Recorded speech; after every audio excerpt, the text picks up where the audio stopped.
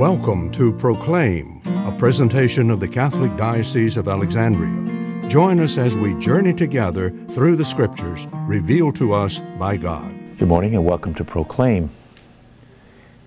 Now that we've heard the very dramatic story of the cure of Jairus' daughter, bringing her back to life, and the woman who had suffered for 12 years of the hemorrhage, we now move to the beginning of chapter 6, which describes an episode in the life of Jesus that certainly must have been at the very least disappointing to him because it took place in his hometown.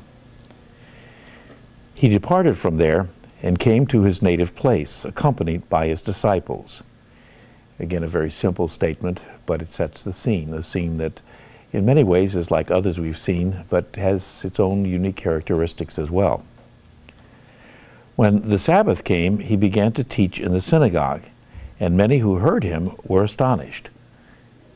Again, as we have seen so many times already and will continue to see, Mark usually tells us of the reaction of the people around Jesus, and the idea of amazement or astonishment is oftentimes the main experience that they have.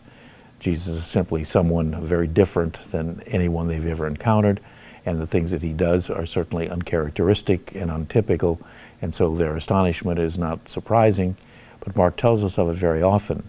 And so there are occasional times where he doesn't mention any reaction, which, strangely enough, sets those apart from the more ordinary ones.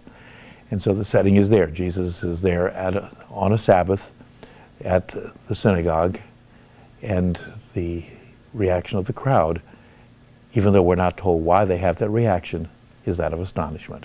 This program was brought to you by Kramer Funeral Home.